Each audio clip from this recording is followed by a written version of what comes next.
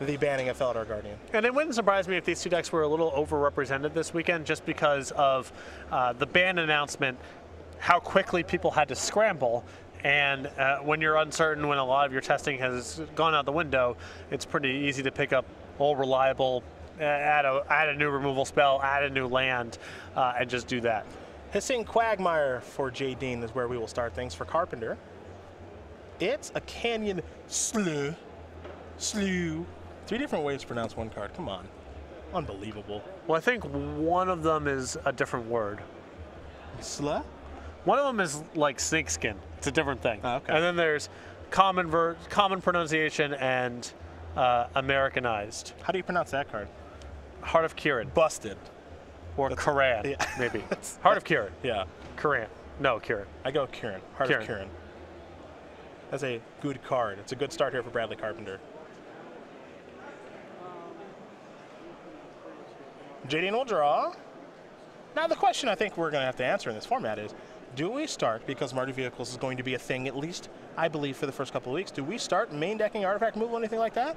Mangle Horns and cycling artifact removal spells, are we there at that point? I think that in decks that are already in the market for that kind of thing, if you're playing with something that wants to play with a lot of creatures and some blinking effects, I think Mangle Horn's already a fine card to be playing. I think that if you want to be playing with cycling cards anyway, and you're playing green, then you can play a couple copies of the cycling Shatter because the opportunity cost is so low. I don't think this is the kind of format, at least week 1, where something like Release the Gremlins in the main deck is appropriate. Toolcraft Exemplar is here, going to turn on the Heart of Kiran. In for 4 comes Carpenter. Carpenter's going to fall down to 16. He also saw a Walking Ballista enter the battlefield with just a single counter. So Jadine will draw and see if she can handle a very good start here from Carpenter. It wasn't one drop into Heart of Kiran, but past that, still a really good start here for Brad Carpenter. Yeah, and the leftovers in Carpenter's hand here, land number 4 plus Gideon Allies in the card plus an unlicensed Disintegration and another copy of Walking Ballista. So a great draw here for Carpenter. There are worse draws. There are certainly worse draws. Oh yeah. Catacomb Sifter and a Scion Red Zone. Carpenter going to take 3, fall down to 17.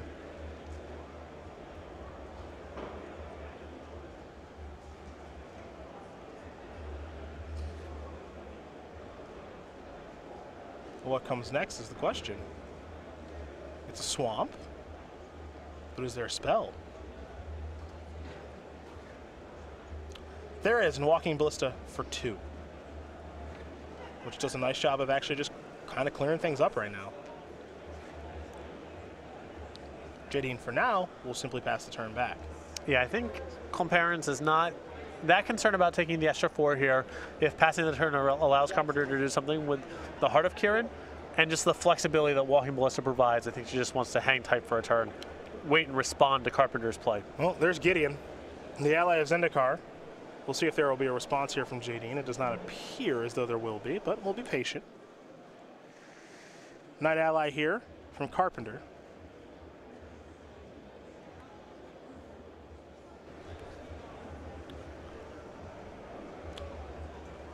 And now the Heart of Kiran will be turned on via a Gideon loyalty counter.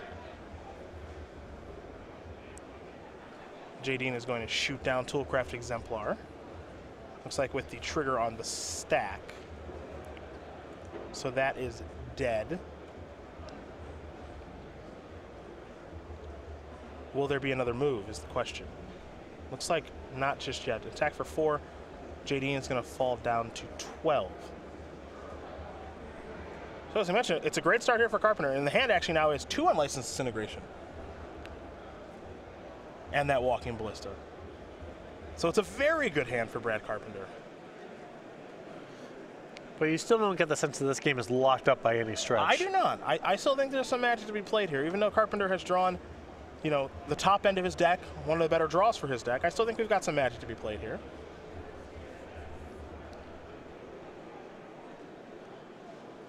I think the real prize for Comparance right now is if she could find a Fatal Push. Just an answer to the Heart of Kiran that's efficient, because otherwise she can pretty much manage the battlefield. There's a swamp. This is Rishkar. Pima Renegade. See what the targets will be. And if Carpenter will respond. Long match.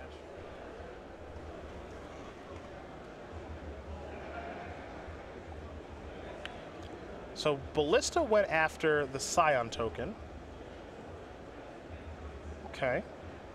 Now some mana will be added here. So all makes sense.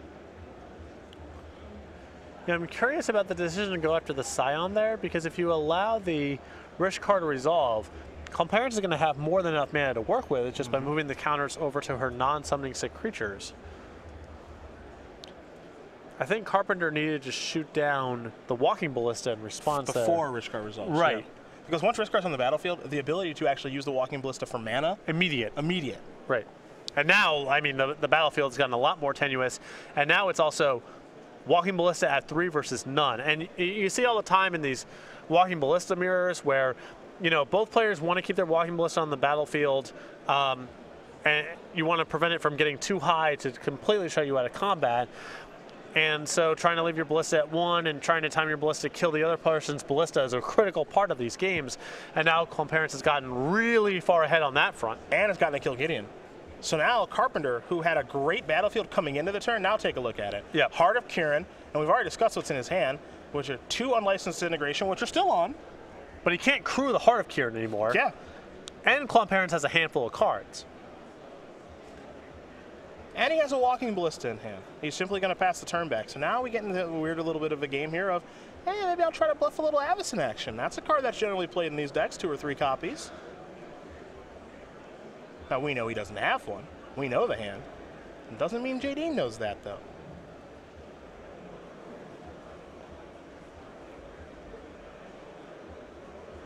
Clomparens, 5 lands, Rishkar, Pima Renegade, and Catacomb Sifter with a +1/+1 counter on it is the battlefield here for JD. Mana in the first main phase is going to bring. We will see. Another copy of Catacomb Sifter. That will resolve. A Scion will come along with it. Here's an attack. No, actually, it's a mana here for Servant of the Conduit. I take that back. 2 energy here for Clomparens. Pass the turn back. Yeah, Clomparens showing a lot of respect for the possibility of Archangel Avacyn. Understandably so. Unlicensed Disintegration. Gonna fire off. Gonna take care of Catacomb Sifter. There will be a little bit of scry action here. Top card gonna go to the bottom. More importantly, Clomparens falls down to 9. Scrap Heap Scrounger. The draw here for Bradley Carpenter. Not bad, as that's an efficient way to crew the Heart of Kirin. But it kind of forces Carpenter to be playing offense here in a spot where he really needs to be playing defense. It's a fatal push, a timely one. And this has really been the first opportunity for JD to use them. Yep. So and it's not much of a surprise, I think. Yeah, and then that's just the turn you want to see if you're Clomparens. Not only were you very mana efficient, got ahead on the battlefield, and answered Carpenter's best card for 1 mana, but this turn you're not worried about Archangel Avacyn, so you got a free shot at it. Now, one of these things that these Mardu Vehicles decks, we'll see what's going to come here first before I make this comment. Okay, Virtuous Gearhulk's going to change the dynamic here in a pretty big way. But what I was going to say is one of the things these Mardu Vehicles decks do, they can kind of cheese you out with Unlicensed Disintegration and Walking Ballista. And now Glorybringer is part of that equation too on the burnouts. Cut to ribbons as well. That's true. There's some range that the deck has now that it didn't have recently. And the deck was already known for, I'm at 9, I feel pretty safe, and I kind of got killed out of nowhere by flyers and Unlicensed Disintegration. The Gearhulk is going to divvy up some +1/+1 counters. One on itself to make it a 5/5. Rishkar going to become a 3/3. Servant of the Conduit would become a 3/3. And Catacomb Sifter, a 3/4. And then there's that boring Eldrazi Scion that doesn't get any counters. Here comes some beatdowns. And of course, Scrap Heap Scrounger can't block for multiple reasons. 1, it says can't block on the card end. 2, it's tapped. Unlicensed Disintegration is going to bring Clomparens down to 6. And I like that patience there, that discipline from Clomparens to leave back the Scion token, respecting the possibility of Carpenter having another removal spell for the Virtuous Gearhulk, willing to give up 1 point of damage to make sure she could chump block on the way back should the Gearhulk die.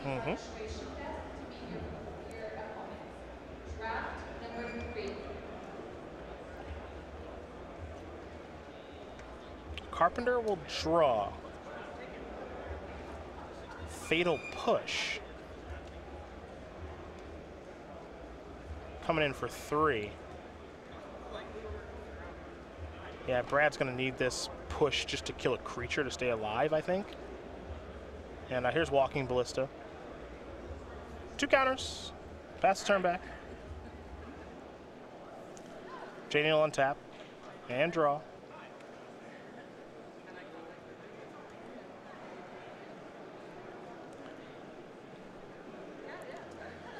So Carpenter needs help. Even if he chump blocks and shoots Comparens down to 4, he's still a point short.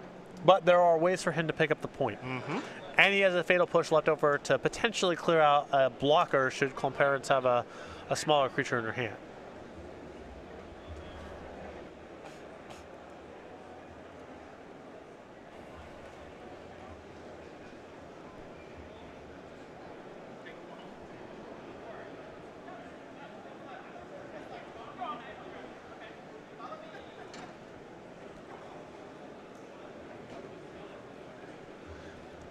So this is the squeeze here. You want to attack for enough to force Carpenter's hand here and get the Walking Ballista off the battlefield.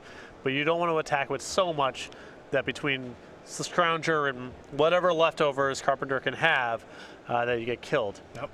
Kind of walking a tightrope here a little bit. But everything she has on the battlefield is 3 power. And I feel like she does need to present lethal here. I think giving Carpenter another turn is really dangerous. I think you got to force some action. Well, it's not lethal. Going to 1. What's the difference between if he's going to try to win the game this turn or next? Like, okay, I see what you're saying. Here's Tracker and Sifter. So, Comparens here are savvy in leaving back a 3 casting cost creature on defense. Makes Fatal Push a little bit more awkward to put in the equation. Also really smart to leave back a creature that has a +1/+1 counter on it with Rishkar to be able to activate Hissing Quagmire if necessary. Yep. So I kind of like that too.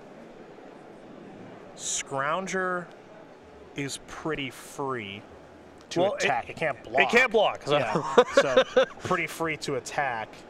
Yeah. Now that's not going to be allowed to come through. Yeah. Very fast block there from the Sifter. Finish that.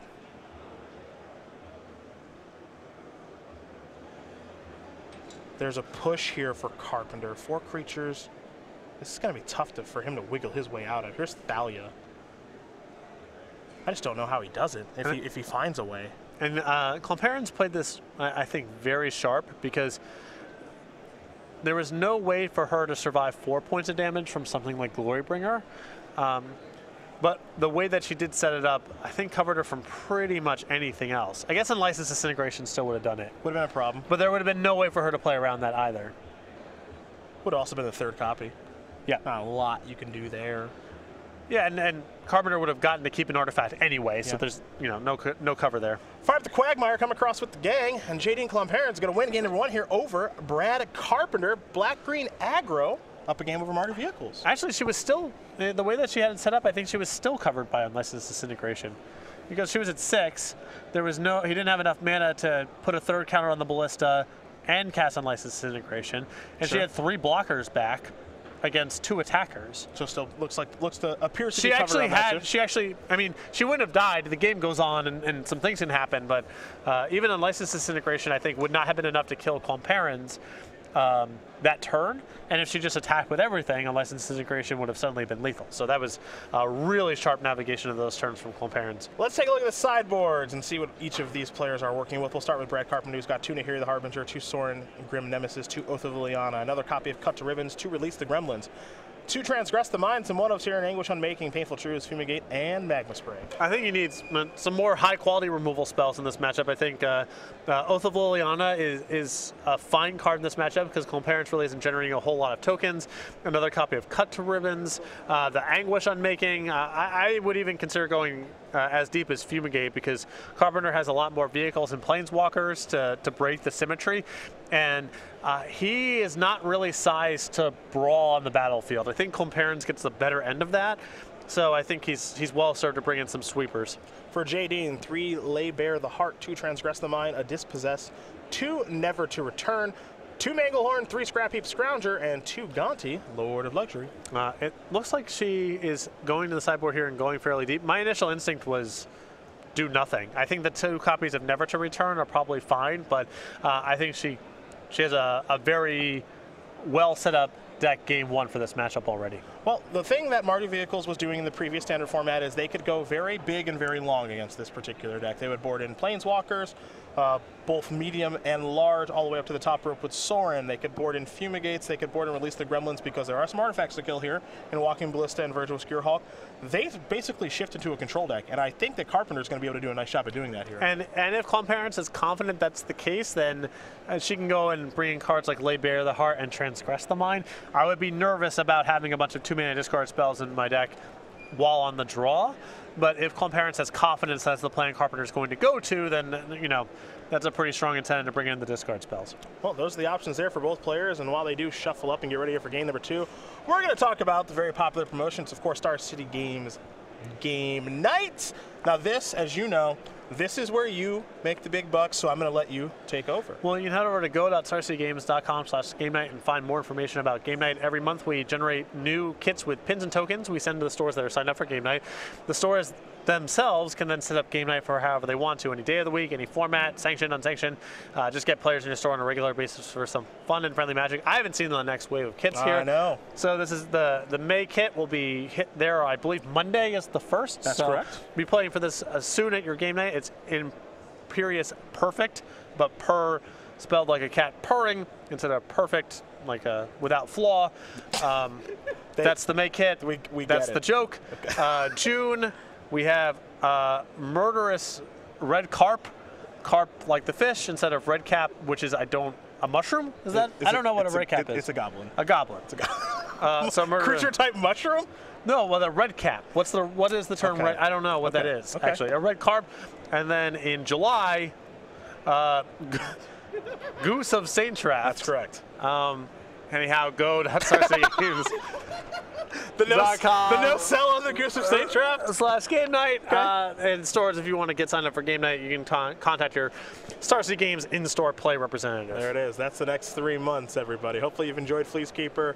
We're wearing Imperious Perfect. Soon, Murderous Red Carp and the Goose of Saintraft. I've already started to see a little bit of what's coming, what we're working on for 2018. Uh-huh. I'm digging it. I'm digging it. It doesn't take a lot to impress me, though, with these creature collection puns. It's so easy.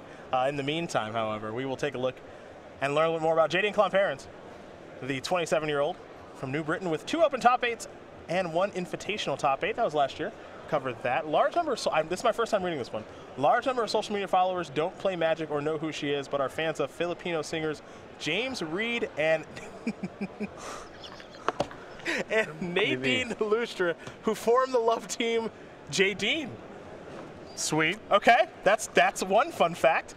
Despite number 1 still loves her name and hasn't become jaded to puns on it, once had a gun pulled on her by a 9-year-old while delivering pizza. Well, that is great. That's a great bio. This is one of the best slides ever. Right. Those are 3 compelling facts.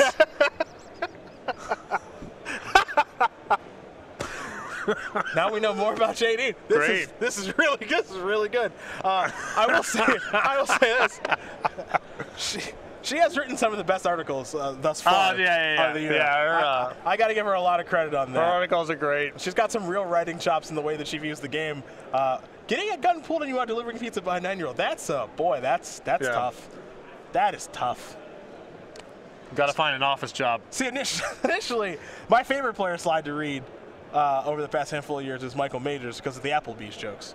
No, I think the youngest Kiefer with his also great. The one of the slides is like in the 4th grade or whatever. Yeah, Quinn. Yeah, that one is really good. Those are great slides. The whole Kiefer family's got great slides. Yeah. I love the Majors ones and Tom Ross as well. But Jadine, I think, currently the champion of player slides. Had a gun pulled on her by a 9-year-old while delivering pizzas. That is a intense fact. I just want to know what kind of pizza. That's what I'm interested in. JD for now, no guns, just a Servant of the Conduit.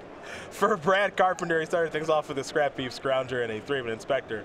Fatal Push going to take care of the Servant of the Conduit. Here comes an attack for 4. Can't forget that Magnum Clue token as well. And this is the kind of draw that makes me really nervous about going too deep with the discard spells while on the draw, because this can still happen. I know the deck's set up to go a little bit deeper and play with more Planeswalkers and try to win the game with 5 and 6 drops, but this draw is still part of the range, and if you are playing with too many copies of Transgress the Mind, again, especially on the draw, you can just get run over. Yeah, here's the thing that's tough, because I played Martyr Vehicles at 2 Grand Prix, so I've got a pretty good knowledge of the deck. And when you're playing against Black-Green, you're moving out Toolcraft Exemplar, you know, because you're dies to Grass, dies to Push, dies to Ballista. Just doesn't brawl. Just doesn't really brawl very well. Rishkar eats it. Yeah. Not very good. You're going to probably board out some number of Heart of Kirans, and especially now, where they have so much more artifact removal, you're going to board out some number of those as well. And you could still do this.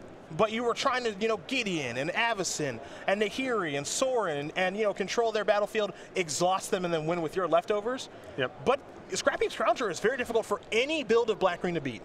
It's one of your very best cards in the matchup.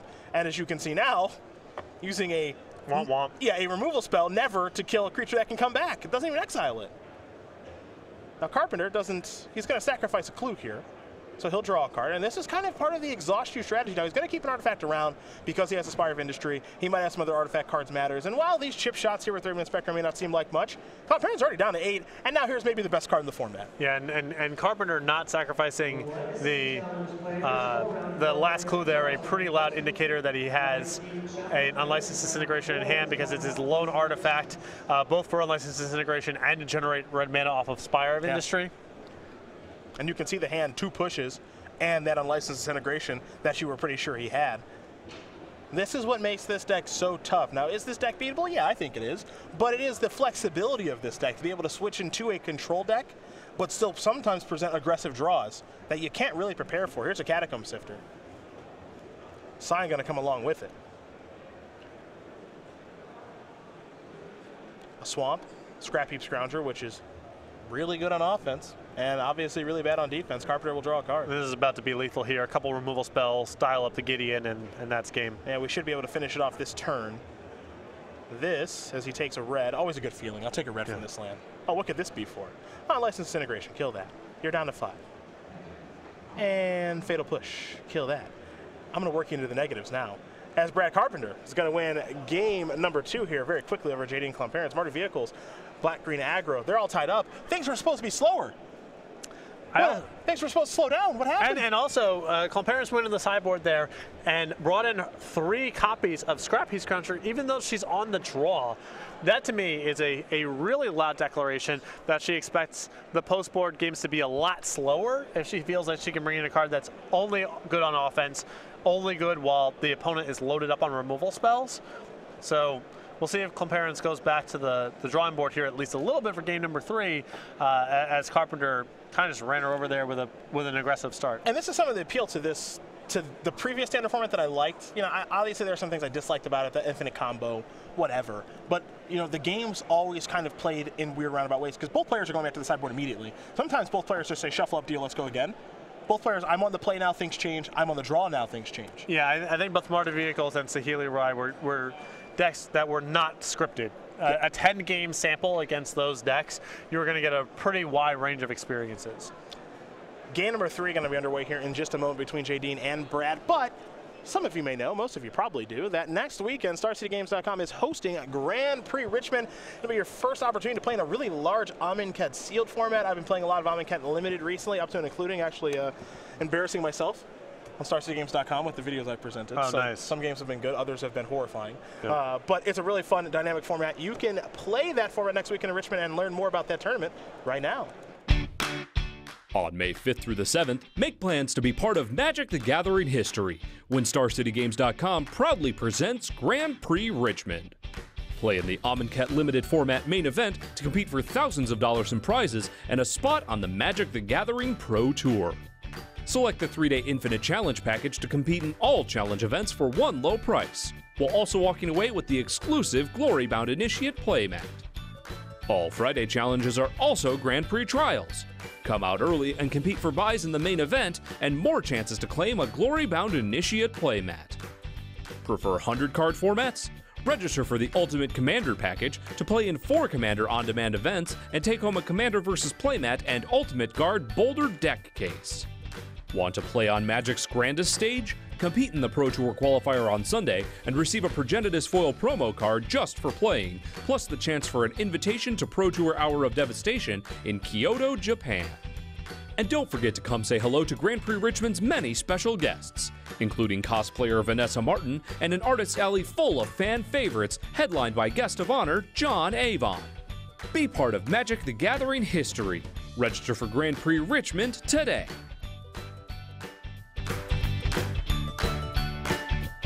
StarCityGames.com/GP Richmond to learn more. John Avon, Vanessa Martin, I'm in Kenton Limited, Command Zone.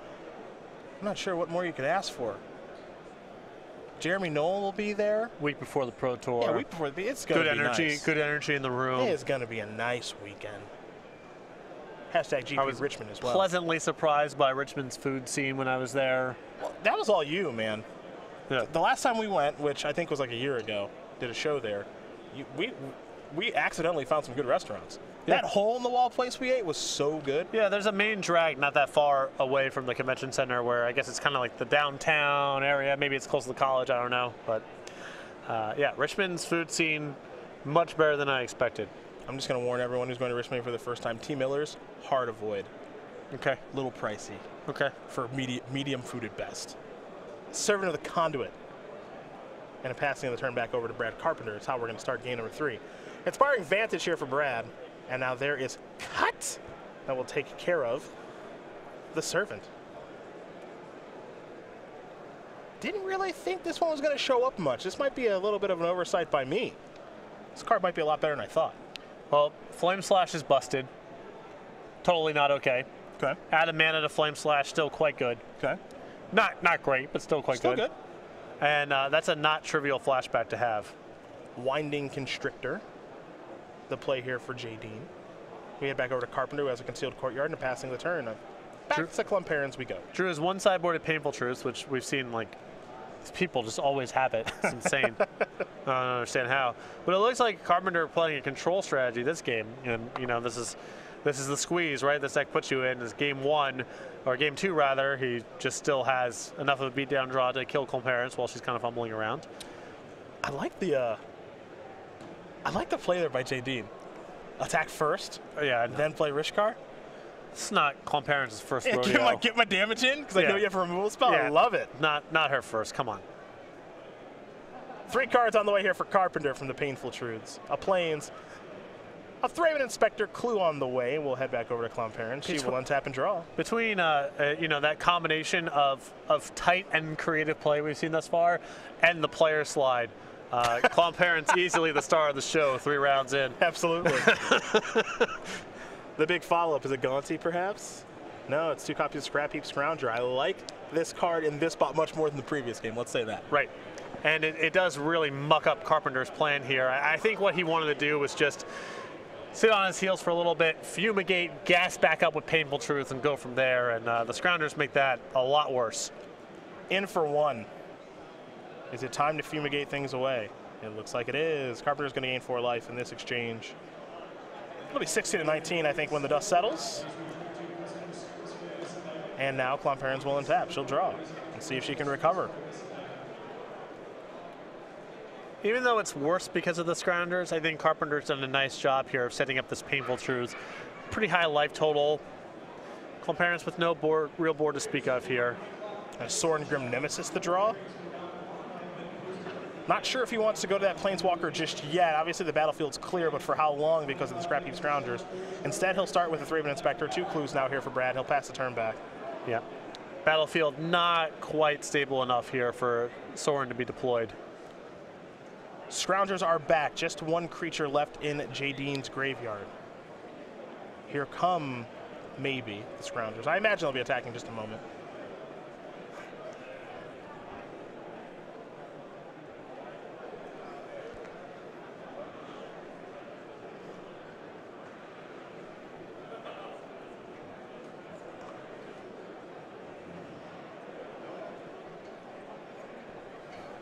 And remember, she's still got to worry about Archangel Avacyn in these spots too. Of course.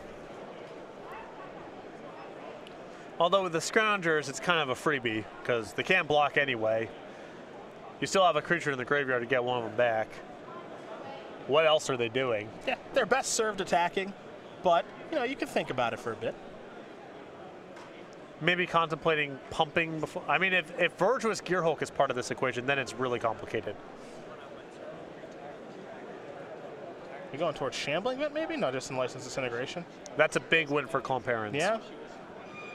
That's one less of those that's going to kill a Gearhulk, a Constrictor, whatever. They're chasing Quagmire. 4 mana. Ballista for 2. Pass it over. Maybe time for a Fatal Push? Sack a Clue? Who knows? Sack a Clue. Do the 2 mana thing while you got 2 mana laying around. No rush to Fatal Push that Ballista. Okay. Do it next turn if you want to. A couple copies of Scrap Heap Scrounger have been drawn. Carpenter will play a Spire of Industry.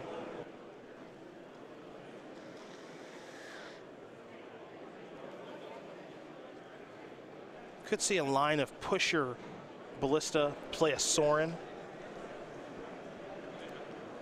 That could be an option here. Carpenter is going to take that route, I think. Ballista will take care of Thraben Inspector. He's not unhappy with that exchange. And now we could see Sorin finish off the Scrap Heap Scrounger. And there is Sorin Grim Nemesis. And there goes the Scrounger. And you got to remember that Sorin comes with a lot of loyalty. Not an easy thing to work through, though. Clomparens does have a Hissing Quagmire and the Scroungers in the graveyard. Do a little work here. Now you're into that. You're into the Planeswalker sub game.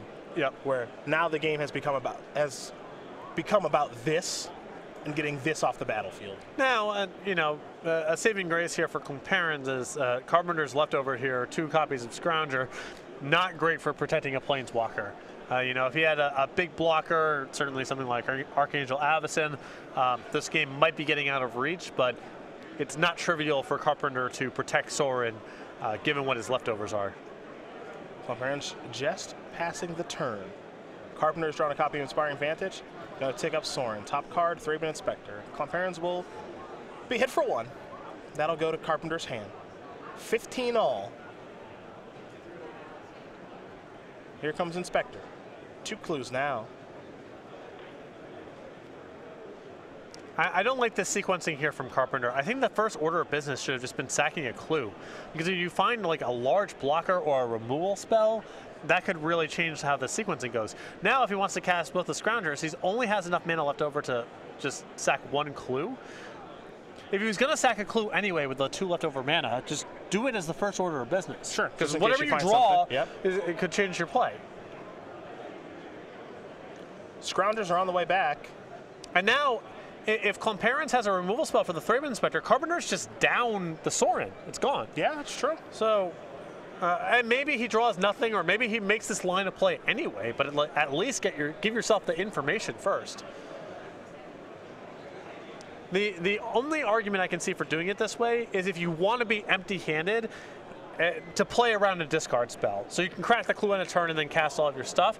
That, to me, given how long the game has gone on for, how many opportunities Clomparens has had to cast discard spells, that feels like a lower priority to me than drawing something like Avacyn or Gideon. Or Gideon that totally changes what your line of play would be.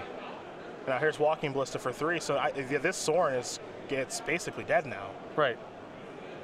And this was kind of what Carpenter has sculpted the game around at this point. He kind of needs us to generate card advantage to stay ahead. I mean, Carpenter's position is still not that bad. He's got 2 clues to work with. He's got the Scroungers. There's a block. Sorin's going to fall down to 2, finish it off. Swamp, pass the turn back. Carpenter will sacrifice a clue. Didn't get a great look at what the draw was. It was Gideon. Yep, that would have changed the turn a little bit. Right. But also keep in mind here that Carpenter, I believe, still has cut to ribbons in the graveyard. He does. And Clomparens can't really block, so it's possible he wins this game just by getting in for 6 points of damage this turn, You know, it's unlikely, I guess, he gets to 11 mana, but you're getting one more shot somewhere else, pick up a point from somewhere, you draw a Disintegration, that could be enough to burn the game out. Look, this might be a little aggressive here. Emblem? Are you embleming? Yeah, I could see embleming, because what you do is you push the Ballista, you emblem, you get in for 8. No, yeah, I love this. You can just turn on the Ved. Also that. It's the same. It guarantees 4 points of damage the same way. Yeah. You know. And then once Clomparens is at, because now you're getting in for 8 points of damage here. Clomparens going to fall down to 7, and Carpenter has enough to ribbons for 1, 2, 3, he's 4, one short. So for 1 short. And he's going to crack a clue now. Draw, didn't get a great look at it, but if it's a land, life is great. There's your Gideon emblem. So let's take a look at Cut Ribbons this game, because you think about it, Cut killed a creature early. A Servant. Yeah, it killed Servant of the Conduit to prevent Jaden from maybe ramping very quickly, doing anything. And now many turns down the road, many turns down the road, it is giving Carpenter the reach that he needs to close out this game, and he's only playing 1 copy in his main deck. Might be a really good addition to this deck and other strategies like this. Yeah, people historically undervalue flashback cards because their brain works in imagining the optimal scenarios, and you know, why would I ever want to play 4 mana to flashback my Call of the Herd? A 4 mana 3/3 is not a very good deal. It's a bad deal because it's free. Yeah, and Cut to Ribbons in this game is going to be free. It was 2 mana for 2 mana, and on the draw, you know, breaking serve and killing at even mana is already a good exchange. And now, just the presence of that card in the graveyard is causing Clomparens some restraints. And if it doesn't work out that way, where it's lethal this turn or Clomparens gain some life, it's not like it costs Carpenter or anything. It's free. Rishkar. Gonna put some +1/+1 counters here. Follow up. 5 mana. Gearhulk. Creatures are large. Clomparens empty-handed now. Yeah, I think Clomparens just trying to set herself up for lethal next turn if possible. She can't be an untapped land. But if Carpenter just draws some spells, she's still got a shot because her battlefield presence is so much better. Carpenter on tap. It's a Nahiri in hand. Drawing. Basic Mountain. Now, this is fun. Does he remember that he has Cut Ribbons in the graveyard? Okay, he does. He got it. I'm assuming that he does. Obviously, Brad's very good. I just wanted to make sure that he remembered he had that because he thought about it for a little bit with the land, and that is going to do it. Brad Carpenter's going to win this match over Jaden Clomparens. 2-1. Mardu Vehicle still a contender in this standard format, with or without Felidar Guardian, going to take down Black-Green Aggro. Yep, that was a really nice game there for Cut to Ribbons. I mean, it was, you know, it was fine just for Cut. And then later on, the presence of Ribbons in the graveyard not only constrained Clomparens' play, but ended up ultimately winning the game. Now, one of the things about the Aftermath cards, and we talked about this a little bit in the podcast we did our Amonkhet review, I always felt that all these cards are, for the Aftermath cards, I felt like they are pretty balanced cards. None of them are absurd. Yep. I don't think that any of them are, I have to have this one in the graveyard. My goal is to looter this away or faithless looting this away. And then they undercosted this effect. What a bunch of idiots, I'm going to use this. I think they're all like pretty well balanced cards. And I don't think that Cut Ribbons was a busted card in that game. I think Cut Ribbons was a good card for him to have in his deck. It's good early and did his things late. I don't think it's a card you're going to play 4 copies of. Just a good card. And the recipe for a lot of them seems to be the front half is about a full retail for the ones that are pointed towards constructed, but not embarrassingly so. Red and a colorless sorcery deal 4 to a creature is, it would show up in some formats and not in others, depending on things that were going on, but it's certainly not an embarrassing rate. 3-cost sorcery, you know, kill a creature